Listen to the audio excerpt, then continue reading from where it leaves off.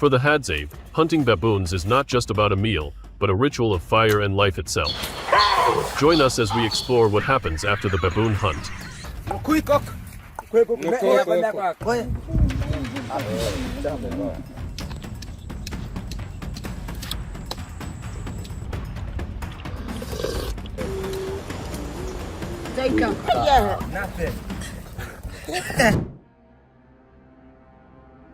Dawn settles over the Ida Valley.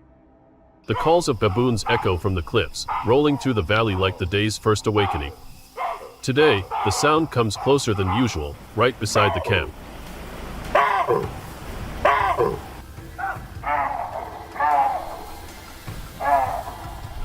For the Hadzabe, that could be a sign of good fortune. They glance at one another and smile softly.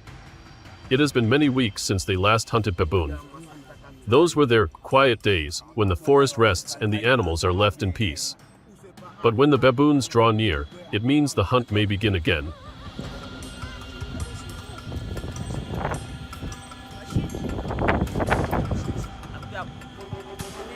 The arrows are coated once more with poison from the desert rose tree. The leader checks his bowstring while others gather the arrows, the soft clatter of wood faint in the mist.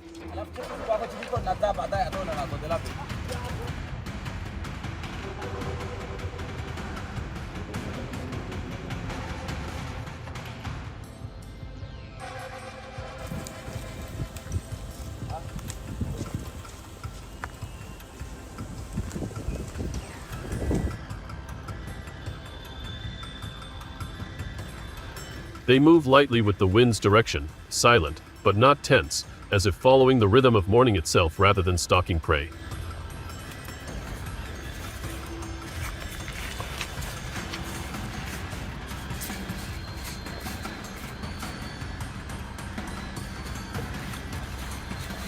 Dame.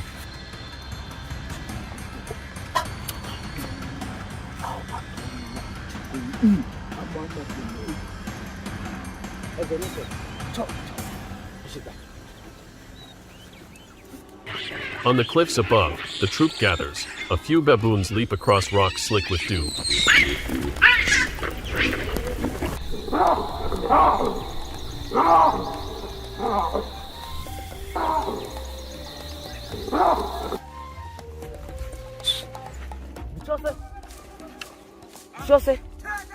Akuya, wakimbo.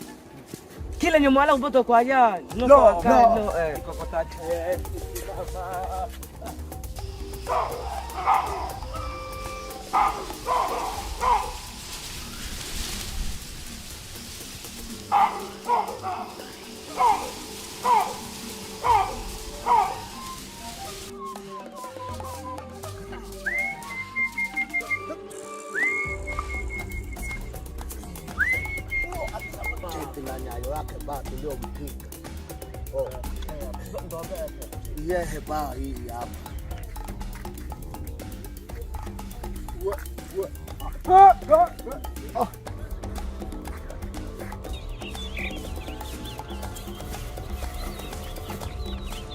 The leader raises his hand, a signal to stop. One hunter lifts his bow, eyes fixed on a dark shape moving through the tall grass.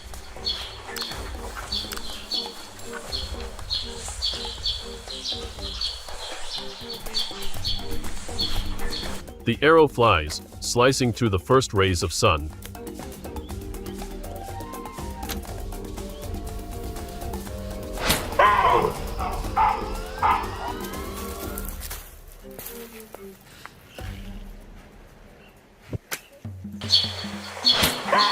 The cry of a baboon pierces the stillness. The troop scatters in chaos. A heartbeat later, only the wind and the damp scent of earth remain. A few hunters chuckle quietly, eyes lit with the joy of a clean shot and the rare success of the hunt. No words are needed, only glances, bright with excitement, and soft laughter drifting through the misty valley.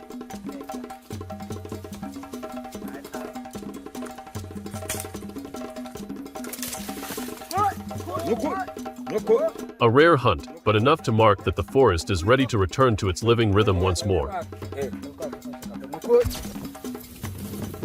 The baboon is carried on the hunter's shoulder, each step steady and gentle as they return to camp. Morning light spills across the valley, washing over the figures and their catch, creating a warm, familiar glow.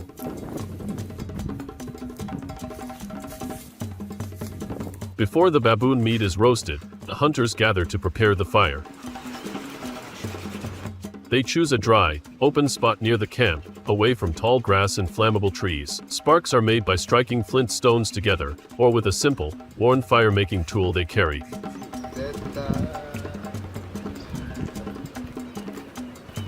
One person blows gently to keep the small flame alive, just enough for it to spread evenly.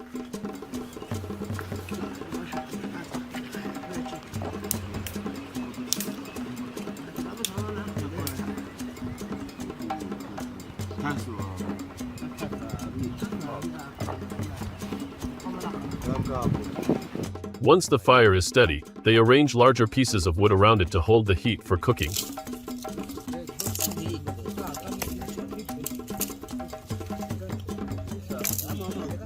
Simple pots are brought out and placed near the glowing coals, while others test the temperature, making sure the fire is hot but not too fierce. The group moves in rhythm around the fire, each person with a role to play.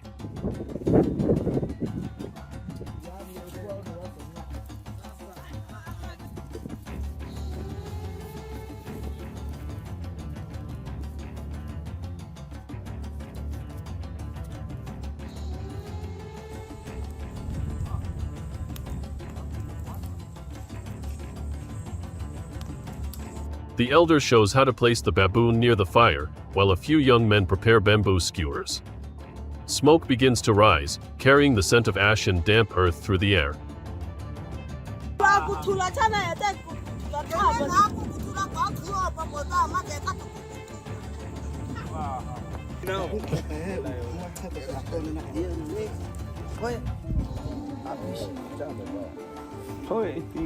The meat is cleaned and cut with traditional tools, then placed on the skewers to roast directly over the coals. No spices, no wrapping, only fire, smoke, and skilled hands.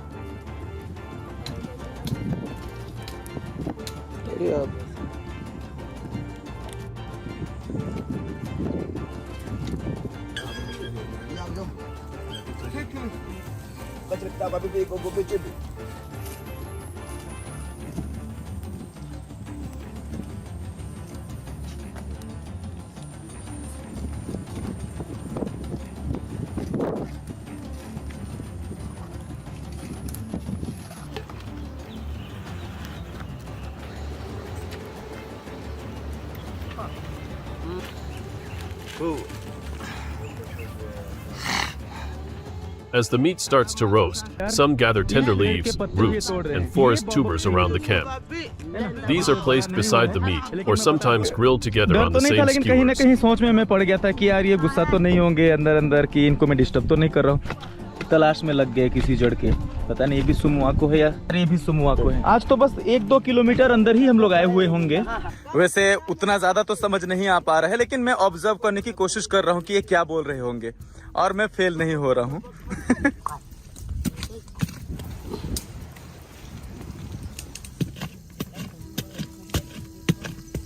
The aroma blends with smoke and earth, forming a meal that is both simple and complete.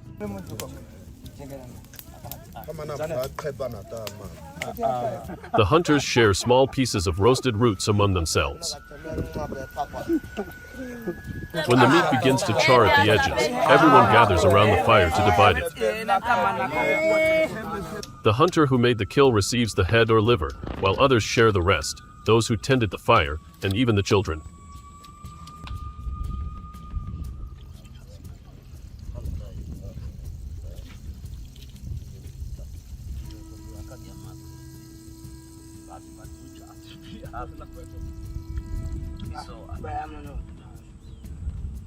Laughter, stories, and smoke mingle in the air. The meal is not just for hunger, it is a small ritual of the community, a celebration of life and connection.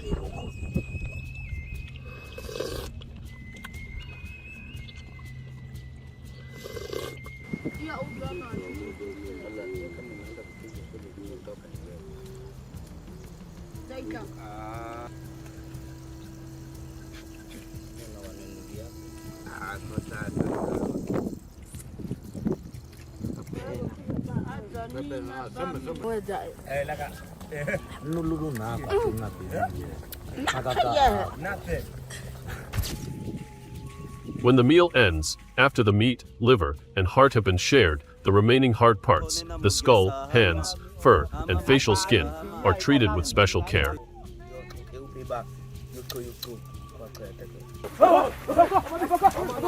Nothing is wasted. Every piece holds meaning, both practical and spiritual. The scalp and hands receive the most attention.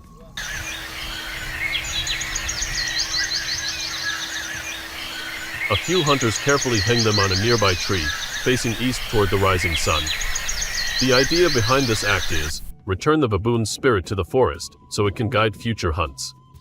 The morning light passing through the skin and hands creates a quiet, solemn scene, not mournful, but gentle, deeply connected to nature. We're fleshing this, so the chief is removing the sort of looking at is going to rot and smell, and it's going to make the hide more stiff. So if we can remove all of this.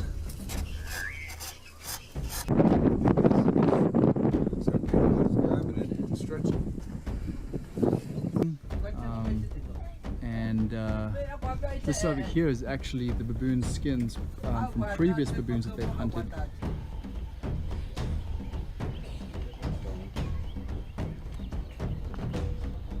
The skull and fangs are not discarded either. Some hunters keep them as charms, attached to their hunting pouches, symbols of agility and intelligence. Eating all of the meat from the head, cheeks. The Hadzabe believe, whoever keeps the baboon's tooth will not be tricked by the forest. Each tooth, each skull fragment serves as a reminder of skill, observation, and wisdom in the hunt.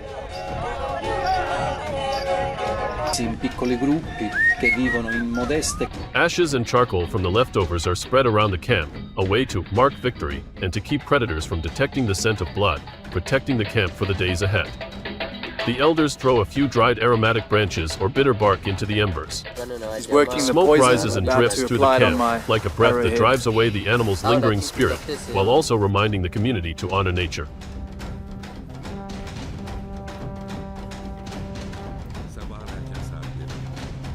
After the meal and distribution, the baboon's fur is not wasted either. Some hunters select soft tufts, clean them carefully, then sew them into their clothing or wrap them around their shoulders and necks. The fur not only keeps them warm and protected during hunts, but also helps them blend into the savanna, nearly disappearing into the colors of the earth and trees. Some fur is also used to decorate pouches, bracelets, or headwear, as symbols of experience and hunting achievement.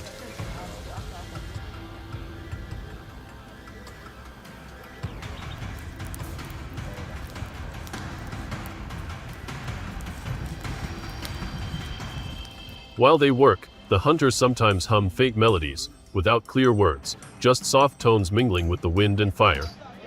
These sounds are believed to be prayers for success in future hunts, a continuation of the forests and the animal's life cycle.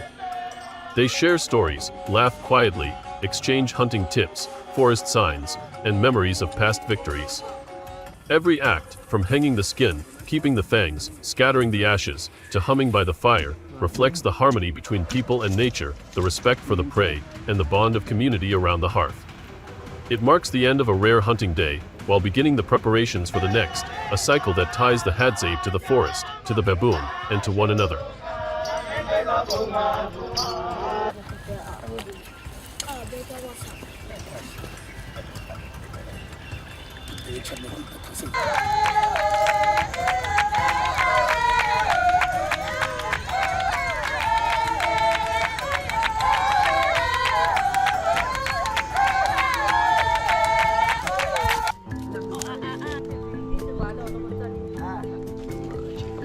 The cooking smoke still lingers in the air, the morning sun casting its first light over the camp, where the laughter of the Hadzabe echoes through their meal ritual after the baboon hunt.